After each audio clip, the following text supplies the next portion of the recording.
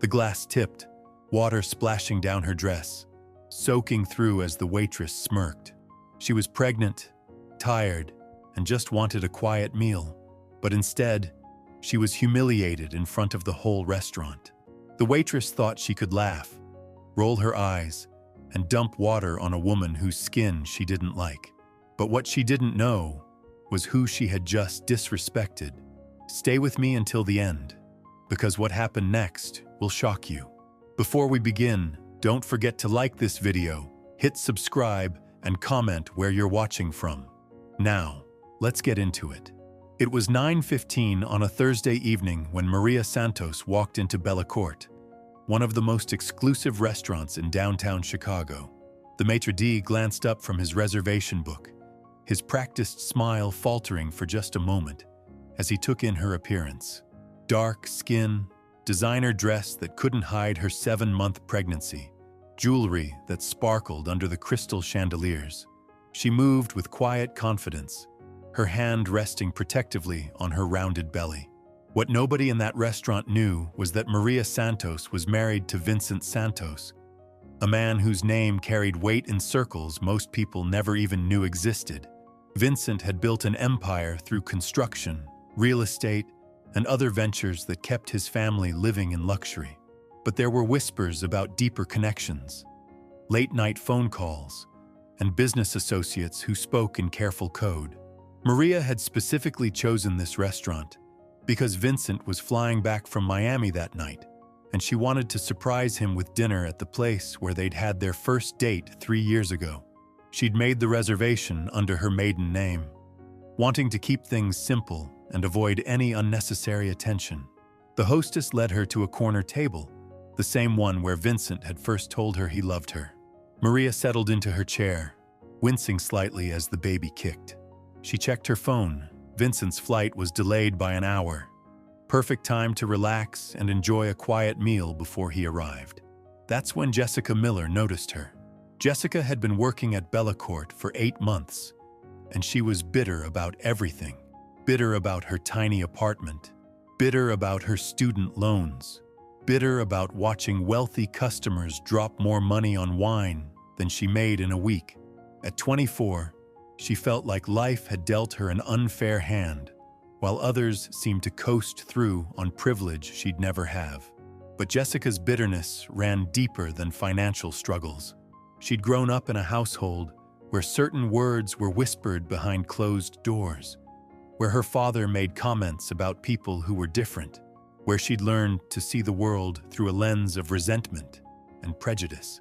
When Jessica saw Maria sitting alone at the premium corner table, something ugly stirred inside her chest. Here was this woman, clearly pregnant, wearing what looked like a $1,000 dress, ordering expensive appetizers without even glancing at the prices. Jessica made assumptions, the kind that revealed everything about her character and nothing about Maria's reality. Maria ordered the grilled salmon with a side salad, asking politely if the fish was fresh. She spoke softly, her voice carrying a slight accent from her childhood in Puerto Rico. She was polite to Jessica, even commenting on how busy the restaurant seemed that evening. But Jessica wasn't interested in pleasantries. She saw what she wanted to see, a woman she believed didn't belong in a place like Bellecourt. Jessica's mind filled with toxic thoughts about welfare queens and people living beyond their means. She never considered that Maria might be a successful business owner herself, or that her husband might have earned every dollar through legitimate hard work. The first sign of trouble came when Jessica delivered Maria's appetizer with unnecessary force, causing the plate to clatter against the table. Maria looked up, startled, but said nothing. She was used to microaggressions, had learned to pick her battles carefully. Then Jessica accidentally bumped into Maria's chair while serving the table behind her. Again, Maria remained calm, though her hand instinctively moved to protect her belly from any jarring motion. The baby was already active tonight, and stress wasn't good for either of them. Other diners began to notice the tension. A couple at a nearby table exchanged glances as they watched Jessica's increasingly hostile behavior. The man leaned toward his wife and whispered something about getting the manager, but she shook her head, not wanting to get involved in what seemed like a personal dispute. Maria tried to focus on her meal, checking her phone periodically for updates on Vincent's flight. She'd texted him about the delay, and he'd responded with concern about her eating alone. "Order something good," he'd written. "Can't wait to see my beautiful wife and our little princess." The thought of Vincent brought a smile to Maria's face. He'd been so excited about the pregnancy, already talking about converting their spare bedroom into a nursery, researching the best schools in their neighborhood. This baby was their first child together, and Vincent treated Maria like precious cargo, constantly worried about her comfort and health. But Jessica's resentment was building to a breaking point. She watched Maria smile at her phone, watched her order dessert, watched her exist peacefully in a space Jessica believed she had no right to occupy. The thoughts in Jessica's head grew uglier and more violent. When Maria asked for a glass of water to take her prenatal vitamins, Jessica saw her opportunity. She filled a large glass with ice water, her hands trembling slightly with anticipation and malicious intent. This was her moment to put this woman in what she believed was her proper place. Maria was reading a text from Vincent when Jessica approached her table. The message was sweet and loving, Vincent telling her how much he missed her, how he couldn't wait to hold her and feel the baby kick. Maria was typing back when she felt the shock of ice-cold water cascading down her face, soaking through her silk dress, dripping onto her belly. The restaurant fell silent. Every conversation stopped mid-sentence. Every fork froze halfway to waiting mouths. The soft jazz music continued playing, but it felt eerily out of place in the sudden, heavy quiet. Jessica stood over Maria with the empty glass, her face twisted with satisfaction and hate. "Oops," she said, her voice dripping with mock innocence. "Guess I'm just clumsy tonight. Maybe next time you should try eating somewhere more appropriate for people like you." Maria sat frozen, ice water still dripping from her hair onto her ruined designer dress. Her hands moved protectively to her belly, where she could feel the baby moving restlessly, as if sensing her mother's distress. The cold water had shocked her system, and she worried about the sudden temperature change affecting the pregnancy. For a moment, Maria couldn't breathe. The humiliation was overwhelming, not just because of the water, but because of the words, the hatred behind them, the public nature of the attack. She'd experienced racism before, but never so blatantly, never while she was pregnant and vulnerable. The other diners stared, some pulling out phones to record, others looking away in embarrassment. Nobody stood up to help. Nobody called out Jessica's behavior. They all just watched as a pregnant woman sat soaking wet and humiliated in one of the city's finest restaurants. But what Jessica didn't know, what none of them knew, was that Maria's phone was buzzing with an incoming call. Vincent's name lit up the screen as his plane touched down early at O'Hare Airport. Maria's trembling fingers reached for her phone as Vincent's name flashed across the screen. Her voice cracked as she answered, water still dripping from her hair onto the white tablecloth below. "Vincent, she whispered, her words barely audible over the restaurant's stunned silence. "Maria? Baby, what's wrong? You sound upset." Vincent's voice carried that immediate shift from casual to protective that happened whenever he sensed something was off with his wife. Jessica stood nearby, still holding the empty glass, completely unaware that she'd just sealed her own fate. She was actually smiling, feeling proud of what she'd done, thinking she'd taught some entitled woman a lesson about knowing her place. Maria looked up at Jessica, then around at all the staring faces. The phones pointed in her direction, the complete lack of anyone coming to her defense. Her voice grew steadier, colder. "Someone just dumped ice water all over me because of the color of my skin." The line went completely silent for 3 seconds that felt like an eternity. When Vincent spoke again, his voice had dropped to a tone that would have terrified anyone who truly knew him. "Where are you right now?" "Bellecourt. Our table. Don't move, I'm 15 minutes away." Maria ended the call and slowly stood up, water cascading from her dress onto the marble floor. She reached into her purse with shaking hands and pulled out exact change for her untouched meal, placing it carefully on the table. Then she added something that made Jessica's eyes widen, a tip that was larger than most people's entire dinner bill. "I'm going to wait outside for my husband," Maria said quietly, her voice carrying a weight that made everyone in earshot lean forward to listen. "He'll want to discuss this situation with management." Jessica laughed, a sound that would haunt her later. "Your husband? What's he gonna do? File a complaint?" Maria's eyes met Jessica's for one long moment. There was no anger there, no tears, just a quiet certainty that made something cold crawl up Jessica's spine. "You'll find out soon enough." As Maria walked toward the exit, her wet heels clicking against the floor, Jessica turned to her co-workers with a triumphant grin. "Finally put that woman in her place," she said, loud enough for nearby tables to hear. "Some people need to learn where they belong." But her hands were shaking as she cleaned up the spilled water, and she couldn't quite meet the eyes of the other staff members who were staring at her with expressions ranging from shock to disgust. Outside, Maria stood under the restaurant's elegant awning, her designer dress ruined, her carefully styled hair dripping wet. She placed both hands on her belly, feeling the baby's anxious movements. The stress was making her feel nauseous, and she worried about the effect this trauma might have on her pregnancy. A black SUV pulled up to the curb exactly 14 minutes later. Vincent Santos stepped out, and anyone watching would have immediately understood that this was not a man to be trifled with. He moved with the controlled precision of someone accustomed to command, his expensive suit tailored perfectly, his eyes scanning the area with the awareness of someone who'd learned to always watch his surroundings. But when he saw Maria standing there, water stains covering her dress, mascara smudged under her eyes, something fundamental shifted in his expression.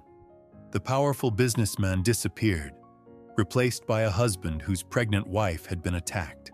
"Baby," he said softly, pulling her into his arms despite her wet clothes. "Are you hurt? Is the baby okay?"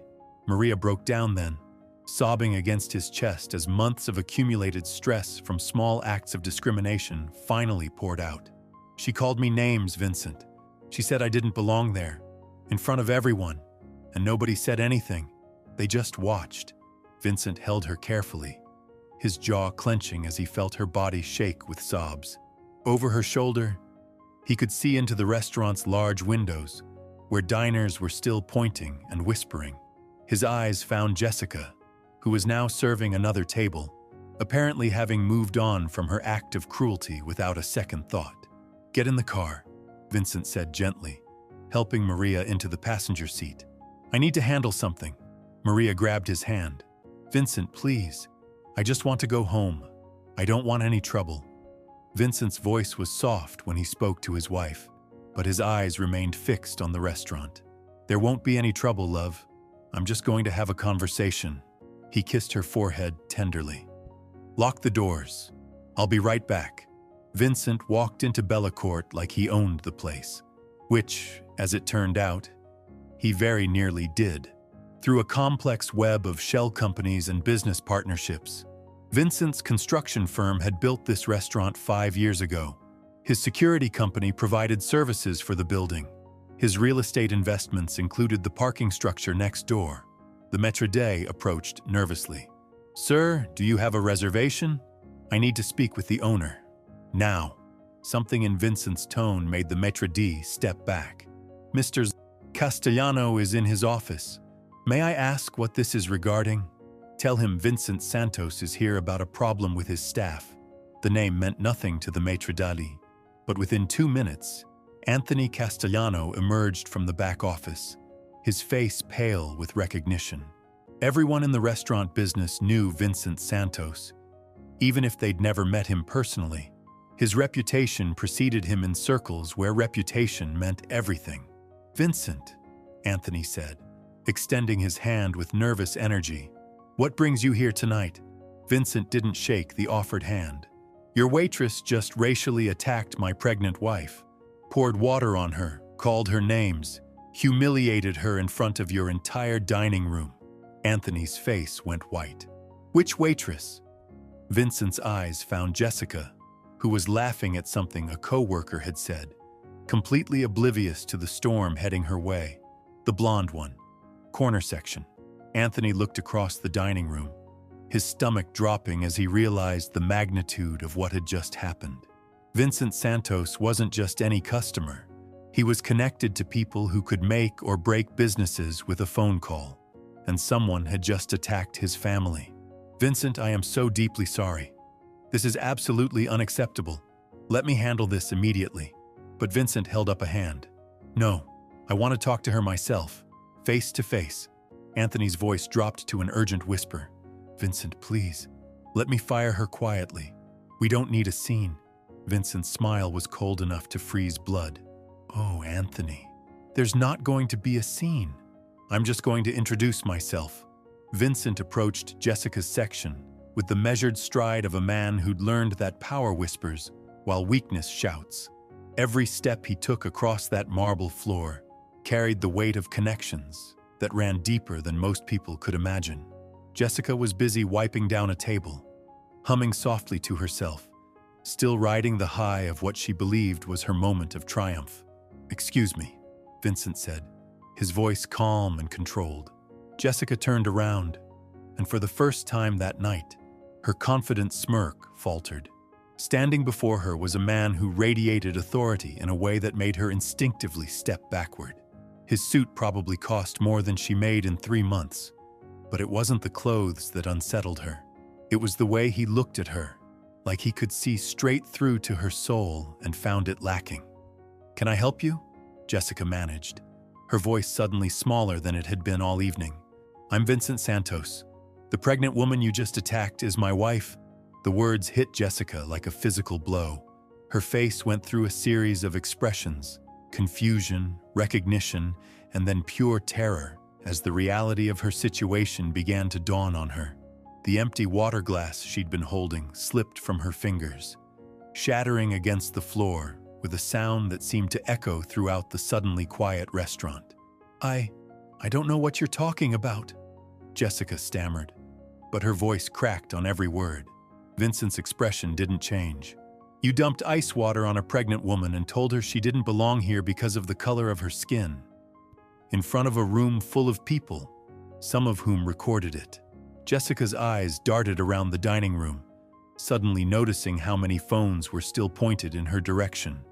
The other diners weren't just watching anymore. They were documenting every moment of her downfall. Her legs felt weak, and she had to grip the edge of the table to keep from falling. Sir, I think there's been a misunderstanding, she whispered. The only misunderstanding, Vincent said, his voice dropping to barely above a whisper, was yours. You looked at my wife and made assumptions about who she was, what she deserved, where she belonged. You decided that the color of her skin gave you permission to humiliate her. Anthony Castellano appeared at Vincent's shoulder, sweat beading on his forehead despite the restaurant's perfect climate control. Vincent, please let me handle this. Jessica, you're fired, effective immediately. Pack your things and leave. But Vincent held up a hand without taking his eyes off Jessica. No, Anthony, I want her to understand something first. Jessica was trembling now, tears starting to form in her eyes as the full weight of what she'd done crashed down on her. Please, sir, I'm sorry. I was having a bad day and You were having a bad day, Vincent repeated slowly. So you decided to make sure my pregnant wife had a worse one. The restaurant had gone completely silent. Even the kitchen staff had stopped working to watch this confrontation unfold. Jessica could feel dozens of eyes on her, could sense the other waitresses whispering among themselves, could see the disgust on the faces of customers who had witnessed her earlier behavior.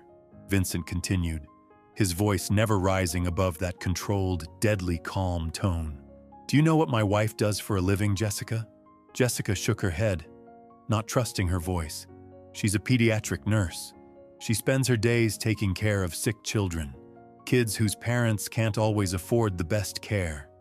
kids from every background you can imagine.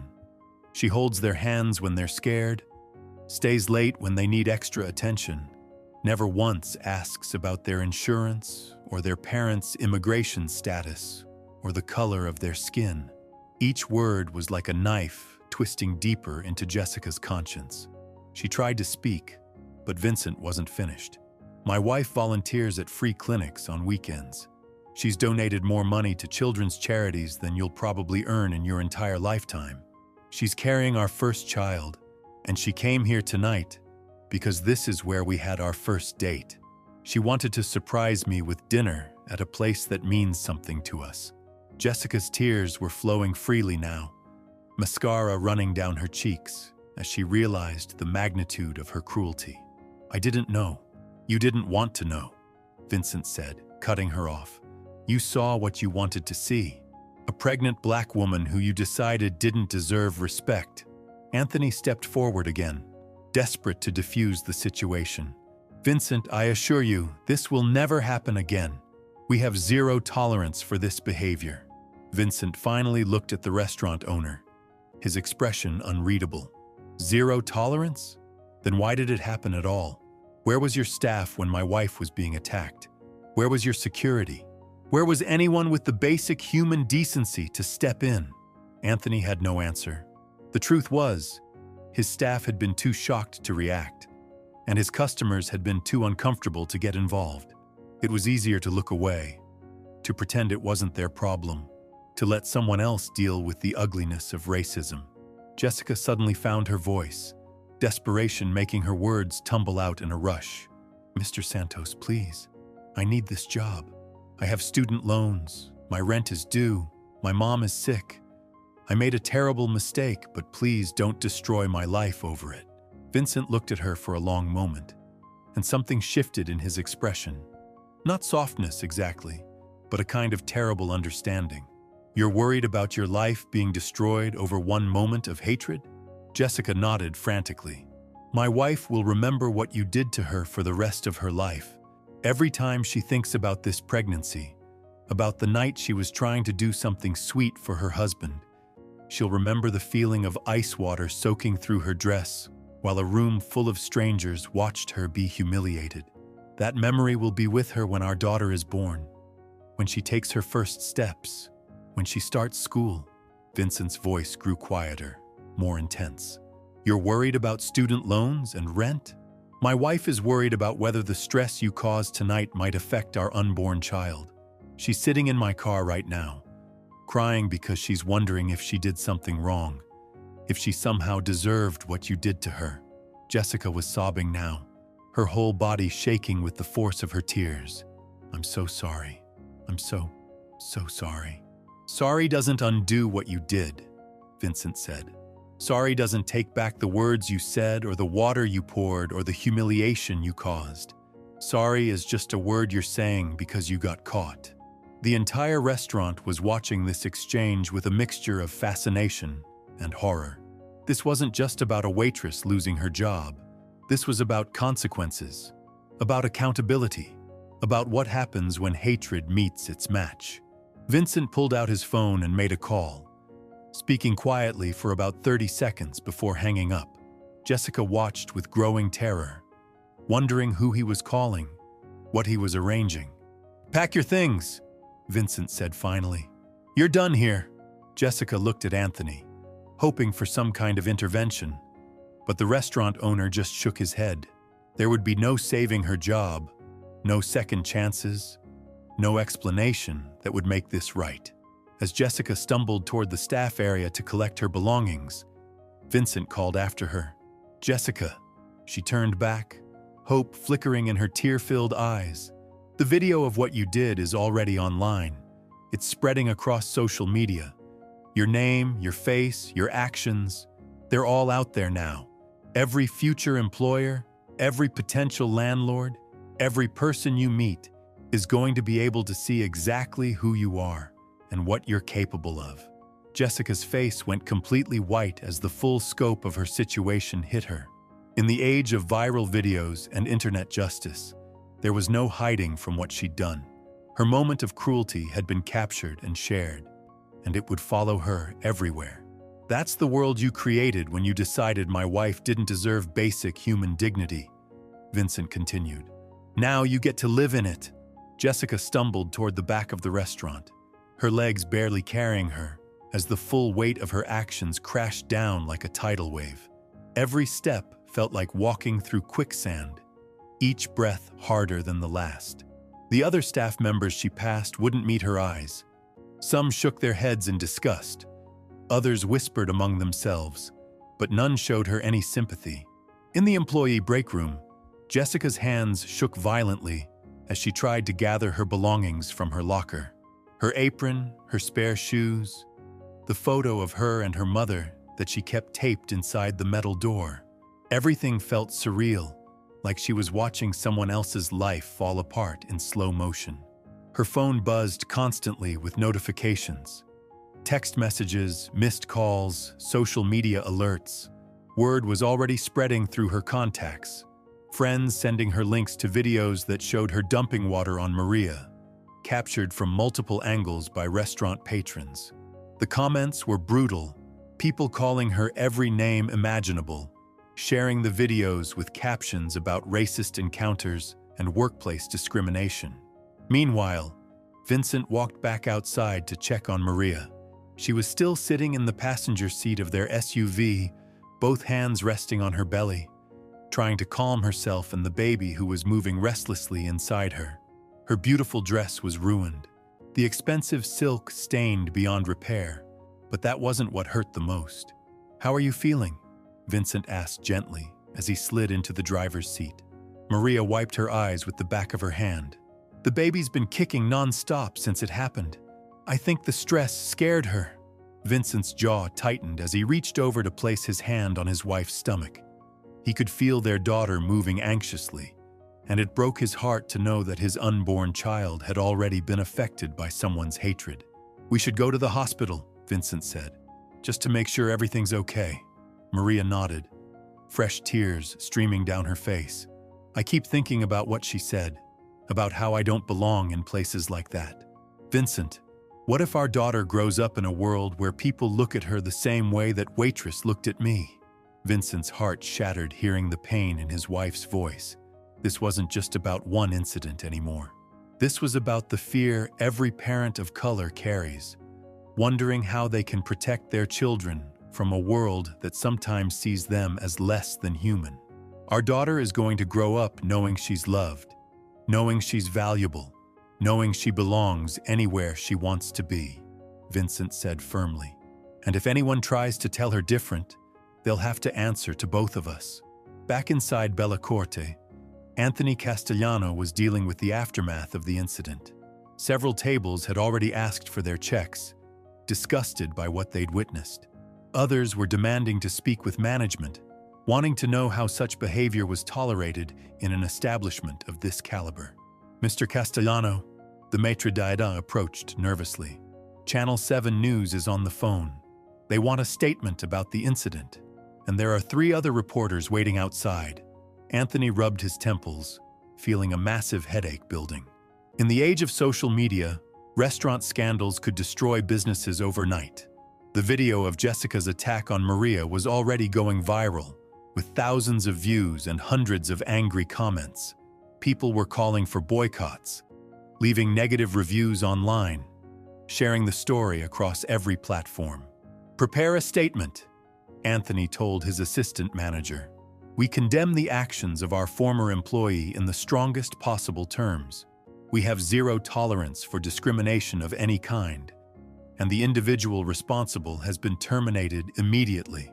We are reviewing our hiring and training procedures to ensure this never happens again." But Anthony knew words wouldn't be enough. The damage was done. His restaurant's reputation, built over years of excellent service and fine dining, could be destroyed by one employee's moment of hatred. Jessica emerged from the back room carrying a small box of her personal items.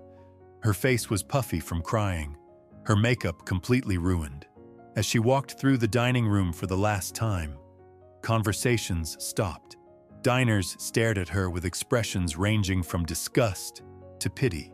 Some held up their phones, still recording, capturing her walk of shame for posterity. At the host stand, Anthony handed her a final envelope. "Your last paycheck," he said coldly. "And Jessica, if anyone calls for a reference, I'll be honest about why you're no longer employed here." Jessica took the envelope with trembling hands. "Mr. Castellano, please. I know I messed up, but I can't afford to lose this job. My mom needs her medication, and I have bills." "You should have thought about that before you decided to attack a customer," Anthony replied sharply. "Your problems don't give you the right to treat other people like garbage."